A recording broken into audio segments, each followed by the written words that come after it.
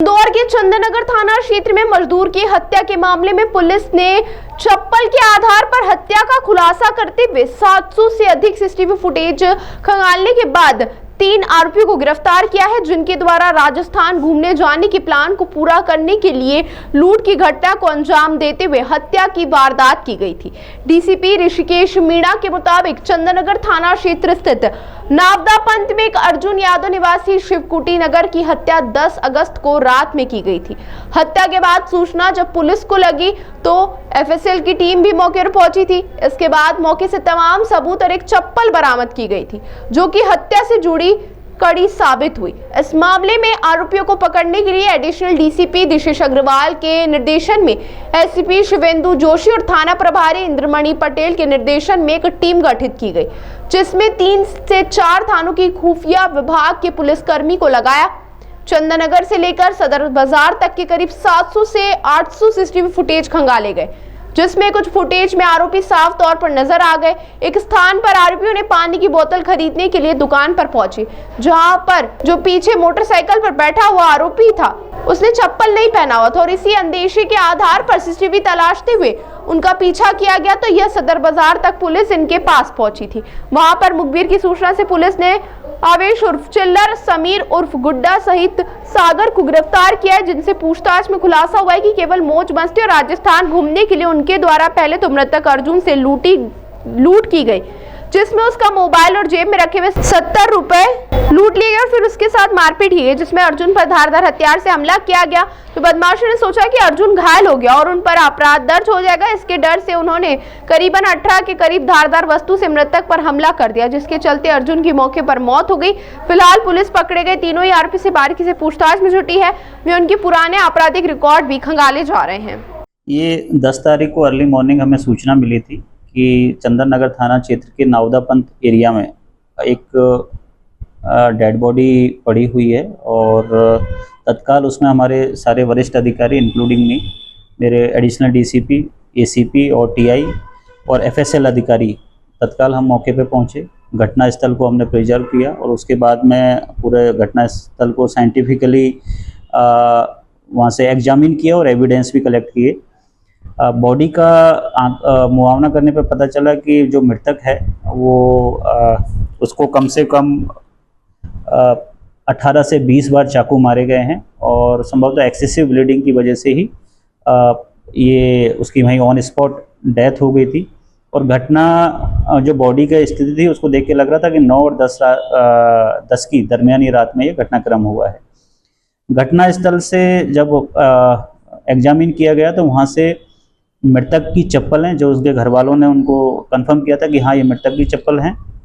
इसके अलावा एक पूमा लिखी हुई एक चप्पल भी हमें वहाँ पे घटनास्थल पर मिली, जो संभवतः संदिग्ध की थी। और उसी चीज़ को सारे एविडेंस को कलेक्ट करके हमने सीसीटीवी फुटेज कलेक्ट करना शुरू किया। 4 दिन बाद हमें एक मोटरसाइकिल सीसीटीवी फुटेज में देखी, जिस पर 3 संदिग्ध लोग थे और एक संदिग्ध के पैर में चप्पल नहीं थी। तो कहीं ना कहीं हमारे उस थ्योरी को बल मिला कि जो चप्पल वहाँ छूटी है वो किसी न किसी जो मर्डर में शामिल व्यक्ति है उसी की है।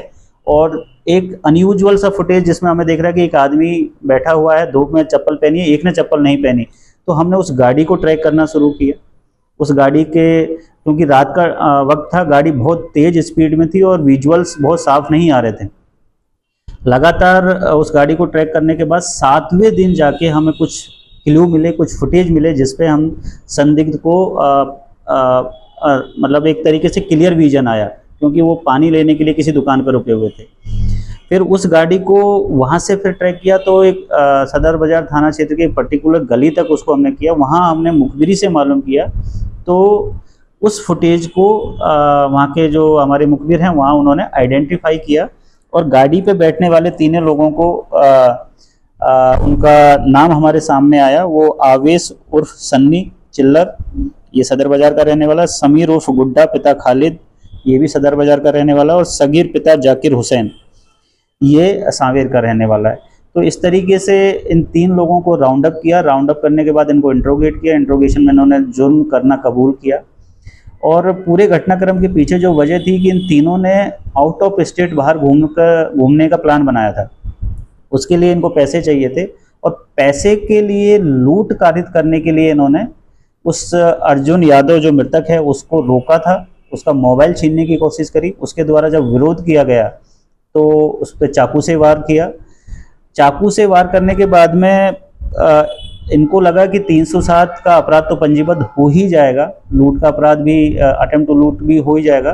तो उन लोगों ने कि कल को ये व्यक्ति हमें पहचान ना ले, इस वजह से उन्होंने ताबड़तोड़ 18 से 20 वार उस व्यक्ति के ऊपर किए हैं, अर्जुन यादव पर, मृतक पे, और उसकी जेब से 70 रुपये और मोबाइल लूट के वहाँ से फरार हो गए। तो बहुत अच्छी मेहनत इसमें जो हमारे सब इंस्पेक्टर राम रघुवंशी और सौरभ कुशवाहा की टीम ने की है। सभी टीआई साहब और हमारे जो जीओज हैं वो लगातार 7 के 7-8 दिन लगातार घटनास्थल पर और उसके आसपास सीसीटीवी फुटेज देख रहे थे।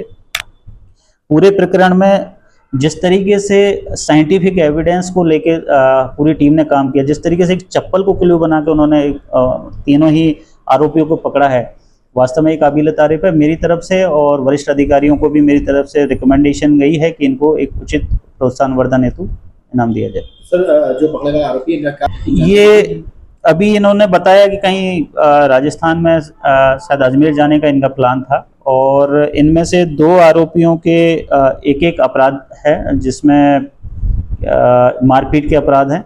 तो लेकिन उससे भी आपराधिक रिकॉर्ड में एक अपराध है, लेकिन जिस विभत्स तरीके से एक निर्दोष व्यक्ति को सिर्फ इस वजह से कि अपना शौक पूरा करने के लिए इन्होंने 18-20 बार वार करके जिस तरीके से मारा है, बड़ी गंभीर घटना है। पूरा इसका साइंटिफिक एविडेंस हमने कलेक्ट किए हैं और हमारी तरफ से कोशिश रहेगी कि चिन्हित अपराध में लेके इसमें कठोर से कठोर इसमें सजा दिलाई जाए।